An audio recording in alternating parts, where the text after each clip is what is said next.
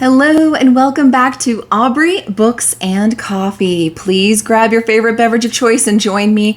We made it to the end of May. Hallelujah! May was insane. I had a lot of fun doing Escape the Readathon over on Lexi's channel. I hope you all got to do that as well. It was so much fun. You'll have to go and take a look to see exactly the chaos that happened there at the end, but suffice to say, it was a very fun ride for all of us. And I also got to go on that fun trip with my kid for her school for orchestra and enjoyed being in Chicago Six Flags and just had a great time with that. But there was just so much with her graduating the 8th grade and with all of the trips and parties and things like that, that it was just utter chaos around here. I am so looking forward to June being tomorrow. I am so looking forward to being done with May. So let's go ahead and get into it. Obviously, my worst reading month so far, I only read 20. So I'm sorry, that's all I have to review for you, but I hope that this can help you figure out what you would like to be able to read moving forward if you've not read some of these. So to start off, I read If I Have to Be Haunted. This I gave a 4-star. It had Kara and her ability to see ghosts. It was really cute. It had a very YA feel to it, but was also an enjoyable ride, obviously. I even added it as part of the weekly vlog. So if you go back and look at May's vlog week 1, you'll be able to get a more thorough as I go percentage review of it. But to suffice to say, it was very enjoyable. I had a great time and I highly recommend this book for everyone. Then I finished Rule of Wolves. Of course, I wanted to finish this duology since I did King of Scars already, and it didn't let me down. I gave this a 5-star. It was absolutely wonderful. We love Lee Bardugo around here, and I had a great time with it. I don't want to give too much away in case you haven't read the first one or even anything else in the series, because of course the Grishaverse is all connected. Then I finished The Hemlock Queen.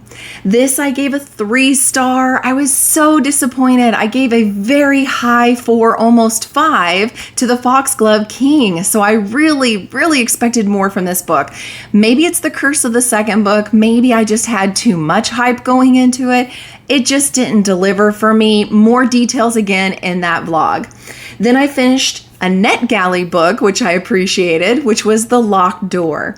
This I gave 3 stars. It was okay. It wasn't a blow me away kind of a mystery thriller. It did have to do with a girl whose father was a serial killer. And that was kind of an interesting take on it. And I was enjoying my ride mostly up until the end. And then the ending kind of let me down. But again, more in that vlog. I know it sounds horrible to say it like that, but that's because I really went in depth in those vlogs. And so for those particular books that I reviewed in those vlogs, I really feel like you would enjoy the full wrap up there better than what I'm going to do here. Then I finished Half a Soul.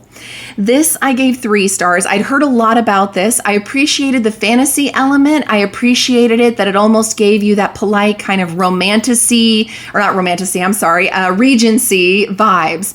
And I appreciated that and I liked it, but it was so slow in places and just kind of seemed to drag on. Again, in the vlog, I explain further.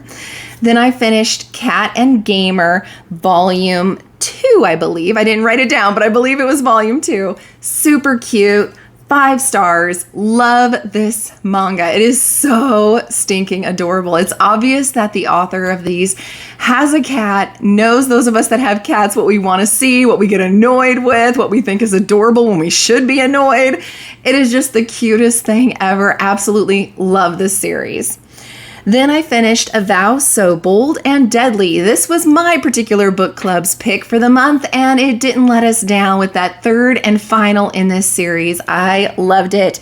4 stars. I'm glad things happened to people we didn't like that were supposed to happen, and good things happened to the characters that we did actually care about. So we all appreciated it, and we're glad that it's over so we can maybe just do a 1 book only, standalone for next month. Then I finished The Fifth Wave. This was in the vlog week 2, so feel free to go check it out for a more thorough review there. I did give it a 4-star. I am continuing the series. It is enjoyable. I haven't watched the movie yet, but I do plan on doing that, and I recommend this. Then I finished The Familiar. This I gave a 3-star, and I just got done talking about loving me a Leigh Bardugo, and I do, but there was something just so lacking in this. There were times I really liked it, and I enjoyed where I saw she was going with it, and then something would happen, and especially at the ending, I was so disappointed. And again, in week 2 vlog, it's a more thorough description of that. Then I finished The Silent Corner. I love Dean Koontz. I normally love Dean Koontz's books. However, I gave this only a 2-star because it was boring. It was way slow, way drawn out, and the ending sucked, in my opinion. So not my favorite. I do love his writing style, and that's the only reason it wasn't a DNF and it wasn't a 1-star, and a more thorough review is in that week 2 vlog. Then I finished Alana, the first adventure, and this is the first of that Tamora Pierce series I'm going to be doing that's replacing the, beautiful Robin Hobb series that I had been doing, and I am so glad. I gave this a 3-star. It does feel very young, but I knew that going into it, but it was very enjoyable and cute, and I really like the main character and how she doesn't want the fact that she's a girl to have to set her apart or keep her from doing the things she wants to do. I love me a good, strong female lead. So I'm really glad this was recommended. Thank you all. We are going to continue reading these going forward in the next several months. So this was an enjoyable one, and I do recommend it. Then I finished The Revenant Games. This was a Once Upon a Book Club book pick for April that I finished this month, and I did a full review of that in the Once Upon a Book Club book box. So you'll have to go back and look at that. That came out, I believe, last Sunday.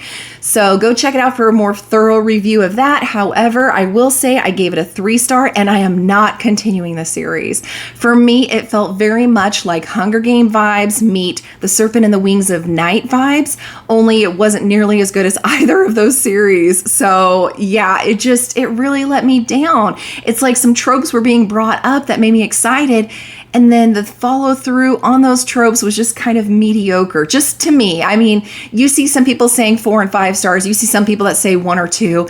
I just fell in the middle there at a 3, and I'm not continuing the series. Then I finished another NetGalley, which I again so appreciate, This Ravenous Fate. This I gave a 3-star, and I want to make sure to do it justice here.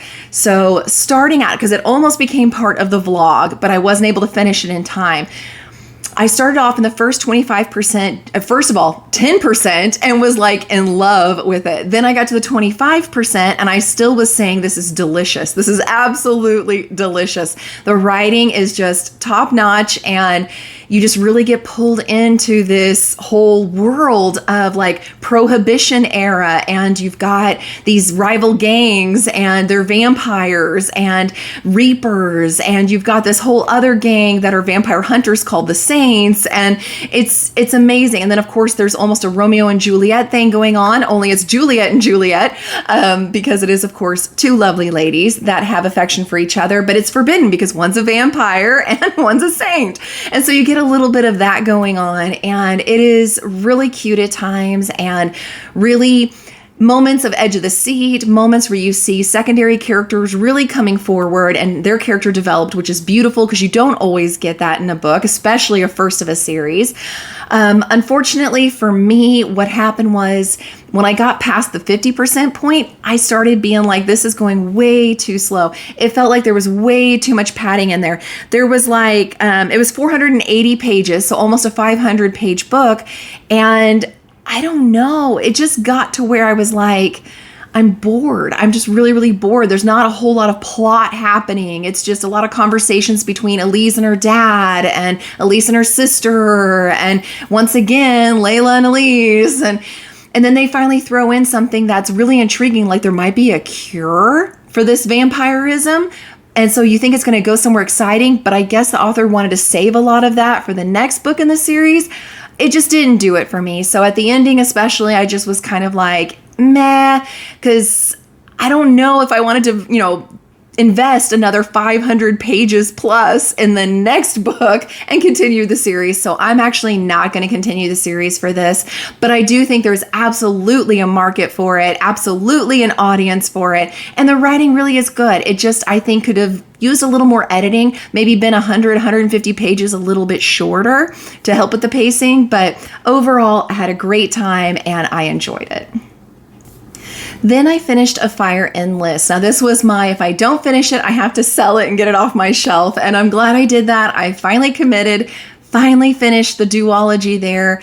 I have to say, as much as I didn't care quite for A River Enchanted, I did like it better than this. So I still gave it a 3-star, but it's a much lower 3-star in my mind than A River Enchanted was. I'm just disappointed. That's all I want to say about it, because there's some people who absolutely love this duology. I think it's absolutely there for some audiences. It just was not for me, not my style, and I felt like not a lot happened in that book. I could summarize it in like 3 sentences, so it just wasn't for me.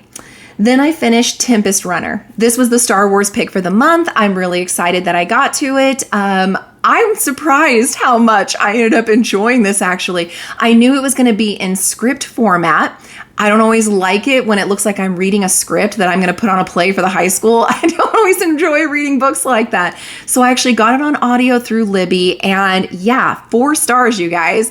The audio was amazing. It had sound effects. It had different voices for each of the characters. It was incredible. It was very well done. Had me on the edge of my seat. It had me chasing all over the city looking for people, and I was so there. And now I know why there is Tempest Runner as the title, because that's actually a title of a person that's in charge of a group. That's all I'm going to say about it. I don't want to give a lot away, but let's just say not everybody is who they say they are. So if you do go through and listen to this, and I do recommend listening over reading, I highly encourage you to pay attention. Otherwise, you're going to miss some of the little clues that are dropped along the way.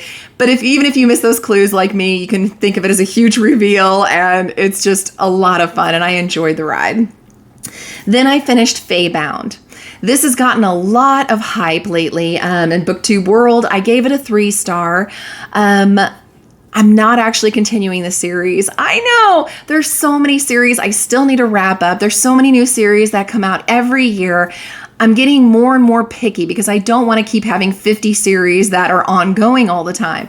So because of that, and because as much as I loved the relationship of the sisters in this, one gets completely cast out from her community, and the other one is able to do divination and kind of see the future, and ends up getting a prophecy that has to do with her sister as well as herself, and they get banished into the Fey realm. But it was kind of weird because you had politics of the humans, you had politics of the elves, which is what the sisters are, and then you had politics of the Fey, and the Fey have these little creatures that bond with them that help give them powers. And what happens if someone's an elf and not supposed to have that happen, gets that where someone that creature bonds with them, and stuff like that. It just got very, very thick and convoluted, and I really enjoyed the relationships in this, but it was enough for me during the ride of this that I just was like, do I want to keep all these characters and the nuances and all this stuff in my head for another year until the next one comes out?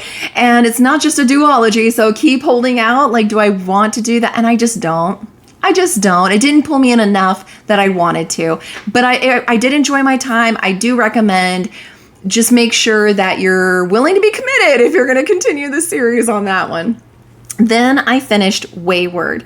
This was the secret book club pick that was on Liv's channel, and I'm sorry it was. I gave it a 2-star.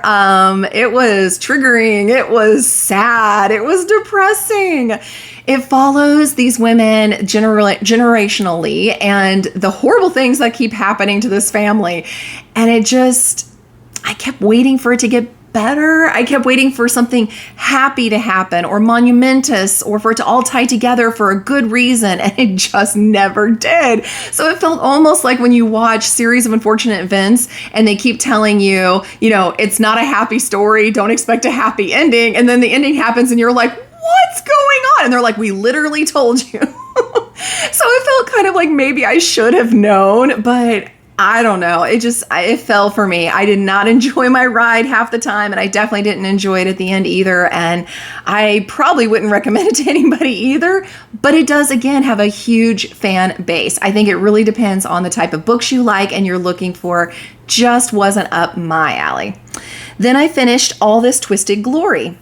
This is the third in this series by Tahira Mafi. And again, I really enjoy her writing style. I don't know what happened. When I went on GoodReads and looked, I saw that there's 2 more books in this series that are going to be coming out of this Woven Kingdom. So I'm guessing this is the one that falls into the curse of the second, even though it's second/third book. I got lost in here. There were details that I'm betting were in the first 2, but it had been so long that I didn't remember them. I got lost, I got confused, and even when I thought maybe I had a handle on things, other things came in that just made it feel very murky to me. So because of that, I really got pulled out of the story, and I'm not continuing it. So I did do 3 books in the series. I'm not finishing it up. I'm sorry. I wanted to. I tried. I love these covers. They're absolutely gorgeous. But I just can't. I don't care about these characters anymore, I'm sorry to say. So I will not be continuing with it. Then I finished Ambrosia. This is the second book in the, I think it's called Frost and Nectar series. It is the sequel to Frost, which was one of our book club picks this year. And I so loved it. I gave it a 4 stars and I had a great time. And once again, we're seeing some crazy stuff happening that happened at the end of the first book that continues through the second. We're seeing relationships develop. We're finally getting some answers that we've been dying to know. And I don't want to give anything away, but I am definitely continuing to read in this series. And the last book that I read for the month was Oathbringer. This is the third in the Stormlight Archive series. 5 stars. Of course, I'm continuing the series. I love this. I love Brandon Sanderson. It is a true dedication to read these, though, because each one's over 1,000 pages long. So make sure you're willing to commit to that or else.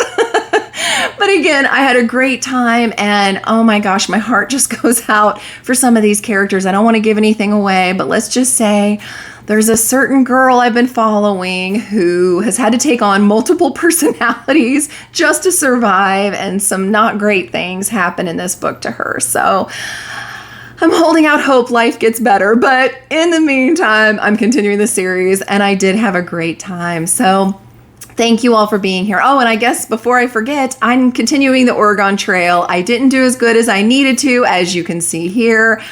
Let's hope this summer I get more walking in and I can actually make it on time. I have a feeling I'm just going to die along the way, and that's just all there is to it. But anyway, hope you guys had a wonderful month, and I can't wait to do the game with you guys tomorrow.